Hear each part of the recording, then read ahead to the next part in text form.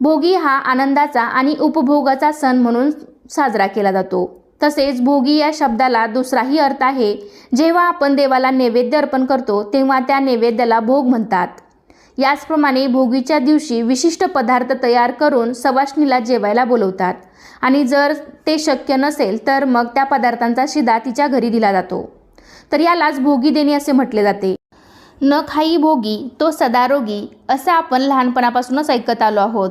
आपल्या आईवडिलांनी, आजी आजोबांनी, आपल्या ज्येष्ठ मंडळींनी आतापर्यंत आपली भारतीय संस्कृती, परंपरा, सणवार, उत्सव हे जपत आणले आहे आणि पुढे पण ते जपलं गेलं पाहिजे हे आपलं कर्तव्य आहे। बरोबर ना मंडळी? तर त्या निमित्ताने आपल्याकडे प्रत्येक सणवार, व्रतवैकल्य, प्रथा का व कशी साजरी केली जाते याबद्दलचे संपूर्ण ज्ञानसुद्धा आपल्याला असणं गरजेचं आहे। आपले सणवार, उत्सव या पाठीमागे धार्मिक कारणं तर दडलेली आहेतच, शिवाय त्यामागे शास्त्रीय कारणंसुद्धा दडलेली आहेत। भोगी हा सण साजरा करण्यामागे अनेक कथासुद्धा सांगितल्या जातात। त्यामधीलच एक कथा म्हणजे बघा, असं म्हटलं जातं की इंद्रदेवाने धर्तीवर उदंड पिकं पिकावी म्हणून प्रार्थना केली होती। म्हणून पिकं वर्षानुवर्ष अशीच पिकत राहावी या प्रार्थनेसह भोगी सण साजरा करण्याची प्रथा आहे।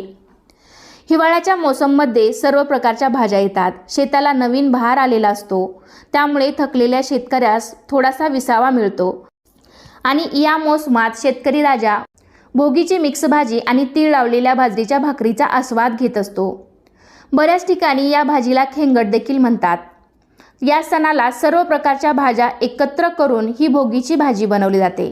आता ही भाजी बनवत असताना आपल्याला चुकूनही एक भाजी जी आहे तर ती अजिबात ही भाजी बनवत असताना घ्यायची नाही। तर अशी कोणती एक भाजी आहे जी आपल्याला भोगीची भाजी बनवताना घ्यायची नाही? तर अशी संपूर्ण माहिती तुम्हाला मी आजच्या व्हिडिओमध्ये देणार आहे। तर त्यासाठी हा व्हिडिओ शेवटपर्यंत नक्की पहा। चॅनेलवरती नवीन असाल तर चॅनेलला नक्की सबस्क्राईब करा। लगेचच आजच्या व्हिडिओला सुरुवात करूयात। तर पहा, भोगीच्या दिवशी सर्वप्रथम तुम्हाला सकाळी ब्रह्ममुहूर्तावरती उठायचं आहे। या दिवशी अभ्यंग स्नान करायचं आहे। जर तुमच्या घराजवळ एखादी पवित्र नदी असेल तर तिथे जाऊन तुम्ही स्नान करा। जर शक्य नसेल तर तुम्ही घरच्या घरीच ब्रह्ममुहूर्तावरती उठून स्नान करण्याचा प्रयत्न करा। आणि या दिवशी अंघोळीच्या पाण्यामध्ये एक अतिशय महत्त्वाची वस्तू टाकायची आहे, तर ते म्हणजे अंघोळीच्या पाण्यामध्ये पांढरे तीळ टाकून आपल्याला अंघोळ करायची आहे। तर या दिवशी आपल्याला अंघोळीच्या पाण्यामध्ये चिमूटभर पांढरे तीळ आणि चिमूटभर हळद घालून आपल्याला स्नान करायचं आहे। तर हे स्नान केल्याने आपल्याला देवी लक्ष्मीची कृपा प्राप्त होते। त्याचबरोबर सर्व वाईट कर्म, वाईट भोग, अडचणी देखील या नष्ट होतात। म्हणून अगदी लहान मुलांपासून ते मोठ्यांपर्यंत सर्वांनीच या दिवशी चिमूटभर पांढरे तीळ हे आपल्या अंघोळीच्या पाण्यामध्ये टाकून आणि थोडीशी हळद टाकून या पाण्याने आपल्याला स्नान करायचं आहे। त्याबरोबरच हे स्नान करत असताना महिलांनी आपले केससुद्धा धुवायचे आहेत। मकर संक्रांतीच्या आदल्या दिवशी केस हे धुतले जातात, म्हणून स्त्रियांनी अवश्य या दिवशी केस धुवायचे आहेत। तसेच भोगीच्या दिवशी आपलं घर, अंगण हे सुद्धा पूर्णपणे आपल्याला स्वच्छ करायचं आहे। कारण हा सण जो आहे तर तो आपल्या हिंदू धर्मातील अतिशय महत्त्वपूर्ण सण मानला जातो। आणि तुम्ही आपल्या वडीलधाऱ्या व्यक्तीकडून ऐकलं सुद्धा असेल की न खाई भोगी तो सदारोगी। म्हणून घरातील सर्वांनी भोगीच्या भाजीचा आस्वाद आणि तीळ लावून केलेल्या बाजरीच्या भाकरीचा आस्वाद हा आवर्जून घ्यायचा आहे। कारण भोगी हा सण तितकाच खास असल्यामुळे त्याचे महत्त्व देखील तितकेच आहे। आता भोगीची भाजी बनवताना खास करून कोणत्या भाज्या घेतल्या जातात, कोणत्या भाज्यांना जास्त महत्त्व आहे ते आपण पाहूयात। तर ही भोगीची भाजी बनवताना यामध्ये वाटाण्याच्या शेंगा म्हणजेच याला आपण मटर म्हणतो, त्याचबरोबर गाजर, वांगी, घेवडा, वाल्याच्या शेंगा, ओला हरभरा ज्याला आपण घाटे म्हणतो, बटाटा किंवा एखादी पालेभाजी, त्यामध्ये मेथीची भाजी वगैरे तुम्ही घेऊ शकता।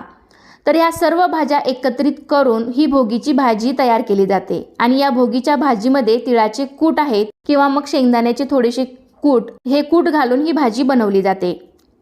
या भोगीच्या भाजीसोबतच तीळ लावून बाजरीची भाकरी करतात। बाजरीची भाकरी आणि तिळामध्ये उष्णता असल्यामुळे या दिवशी ही तीळ लावून केलेली बाजरीची भाकरी आणि भोगीची खाण्याची पद्धत ही पूर्वीपासून चालत आलेली आहे। बघा, मकर संक्रांती हा सण हिवाळ्यात येतो आणि हिवाळ्यामध्ये भरपूर थंडी असते आणि आपल्या शरीराला हवी तेवढी उष्णता मिळावी म्हणून आपण या दिवसांमध्ये ही बाजरीची भाकरी, तीळ लावून केलेली बाजरीची भाकरी आणि ही मिक्स भाजी खाण्याची पद्धत ही पूर्वीपासून आपल्याकडे पूर्वापार चालत आलेली आहे। त्यामुळे आवर्जून या दिवशी तुम्ही ही मिक्स भाजी आणि तीळ लावून केलेली बाजरीची भाकरी ही आवर्जून खायची आहे। आता ही भोगीची भाजी बनवत असताना आपल्याला कुठलीही एक भाजी टाकायची नाही। तर त्यामध्ये बघा, भोगीची भाजी आपल्याला बनवत असताना त्यामध्ये चुकूनही कांदा आणि लसूण याचा वापर करायचा नाही, कारण कांदा आणि लसूण हे तामसी पदार्थ मानले जातात। त्यामुळे ही भाजी बनवत असताना कांदा आणि लसूण विरहित आपल्याला ही भोगीची भाजी बनवायची आहे। कारण या भोगीच्या भाजीचा नैवेद्य सुद्धा आपण देवाला दाखवतो, त्यामुळे कांदा लसूण विरहित आपल्याला ही भाजी बनवायची आहे। त्यामुळे तुम्ही ही भाजी बनवत असताना कांदा आणि लसूण याचा वापर सुद्धा चुकूनही करू नका।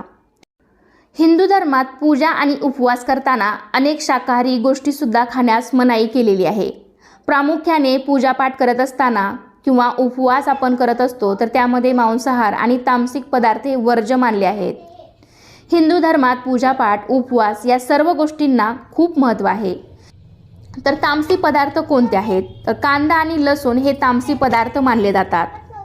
तर बऱ्याच जणांना असा प्रश्न पडत असेल की कांदा लसूण उपवासाला किंवा कुठल्याही आपण जो पूजा करतो तर त्यामध्ये वर्ज्य का सांगितले जातात, किंवा ते पूजा किंवा उपवास असेल तर त्यावेळेस खाऊ नये असे का सांगितले जाते? तर बघा, 3 वर्गांमध्ये भोजनाचे विभाजन केलेले आहे। वैदिक शास्त्रानुसार मनुष्याचे भोजन 3 वर्गात विभाजित करण्यात आलेले आहे। यामध्ये सात्विक भोजन, राजसिक भोजन आणि तामसिक भोजन असे भोजनाचे 3 प्रकार पडतात। प्राचीन काळापासून असे म्हटले जाते की मनुष्य जसे अन्न खातो तसे त्याचे वर्तन असते। अर्थातच आपण खात असलेल्या अन्नाचा परिणाम आपल्या वागण्यावर, बोलण्यावर, शरीरावर हा होत असतो। त्यामुळेच शास्त्रामध्ये उपवास करत असताना, पूजापाठ करत असताना सात्विक भोजन करण्याचा सल्ला देण्यात येतो। शिवाय तामसिक भोजन वर्ज्य मानण्यास सांगितले जाते। सात्विक भोजन कोणते आहे बघा, वैदिक शास्त्रानुसार ज्या अन्नात सत्वगुण जास्तीत जास्त असतात अशा भोजनाला सात्विक भोजन म्हणून संबोधले जाते। तर त्यामध्ये तूप, दूध, मैदा, हिरव्या पालेभाज्या, फळे या गोष्टींचा समावेश होतो। सात्विक भोजनामध्ये या सर्वांचा समावेश होतो। या पदार्थांचा भोजनात समावेश केल्यामुळे मन शांत राहते, शरीर निरोगी राहते आणि आपल्यामध्ये एक प्रकारची सकारात्मक ऊर्जा निर्माण होते। त्यामुळे प्रत्येक पूजेत किंवा तुम्ही उपवास केला असेल तर त्यावेळेस सात्विक भोजन खाण्याचा सल्ला आपल्याला देण्यात येतो, किंवा त्यावेळेस सात्विक भोजनच करावे असे सांगितले जाते। त्यानंतर भोजनाचा दुसरा प्रकार आहे राजसिक भोजन। वैदिक शास्त्रानुसार ज्या अन्नपदार्थामध्ये जास्तीत जास्त मसाले आणि तेलाचा वापर होतो त्याला राजसिक अन्न म्हणून ओळखले जाते। यामध्ये मटण, चिकन, अंडी, मासा यासारख्या मांसाहारी पदार्थांचा देखील समावेश केला जातो। हे पदार्थ पचनास जड असतात। शिवाय असे भोजन खाल्ल्याने शरीरात आळशी वृत्ती वाढते। त्यामुळे हिंदू धर्मात शुभ कार्यास असे पदार्थ हे निषिद्ध मानले जातात, म्हणजे असे पदार्थ खाऊ नये असे सांगितले जाते। यानंतरचा प्रकार आहे ते म्हणजे तामसी पदार्थ। ज्या पदार्थामुळे रक्तप्रवाह वाढतो किंवा कमी होतो अशा पदार्थांना तामसी पदार्थ म्हटले जाते। असे पदार्थ सेवन केल्याने मनुष्यात राग, अहंकार, चिडचिडपणा आणि द्वेष यासारखे भाव वाढतात। त्यामुळे हिंदू धर्मात पूजापाठ करत असताना, उपवास केल्यावर असे पदार्थ खाऊ नयेत असे सांगितले जाते। त्यामुळे उपवास करताना कांदा लसूण खाऊ नये असे सांगितले जाते। विशेष म्हणजे कांदा आणि लसूण या पदार्थांचा समावेश तामसिक पदार्थामध्ये होतो। त्यामुळे शाकाहारी असून सुद्धा कांदा आणि लसूण हे पूजापाठ किंवा उपवास करत असताना वर्ज्य सांगितले जाते, किंवा पूजापाठ करताना किंवा तुम्ही एखादा उपवास केला असेल तर तो उपवास सोडताना कांदा आणि लसूण खाऊ नये असे सांगितले जाते। जेव्हा तुम्ही ही सकाळी भोगीची भाजी बनवणार आहात तर ही भाजी बनवण्यापूर्वी तुम्हाला सांगितल्याप्रमाणे स्वच्छ स्नान करायचं आहे, केस धुवायचे आहेत आणि त्यानंतर तुम्हाला ही भाजी आणि भाकरी बनवायची आहे।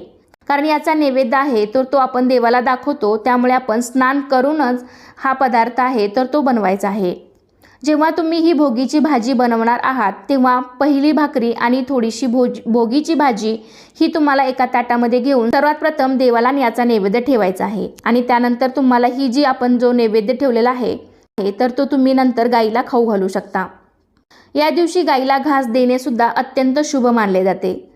तर अशा प्रकारे आपण या दिवशी भोगीची भाजी भोगीची मिक्स भाजी आणि तीळ लावून केलेली बाजरीची भाकरी ही बनवायची आहे आणि काही नियमांचं पालन करून आपण अशा पद्धतीने भोगी साजरी करायची आहे। तर कसा वाटला तुम्हाला आजचा व्हिडिओ नक्कीच मला कमेंटद्वारे सांगा। व्हिडिओ आवडला असेल तर व्हिडिओला लाईक करा, तुमच्या फ्रेंड फॅमिलीमध्ये शेअर करायला विसरू नका आणि असे छान छान माहितीपूर्ण व्हिडिओ पाहण्यासाठी आजच आपल्या चॅनलला सुद्धा नक्की सबस्क्राईब करा। चला तर पुन्हा भेटूया अशाच एका छानशा आणि माहितीपूर्ण व्हिडिओमध्ये। तोपर्यंत धन्यवाद। सर्वांना श्री स्वामी समर्थ।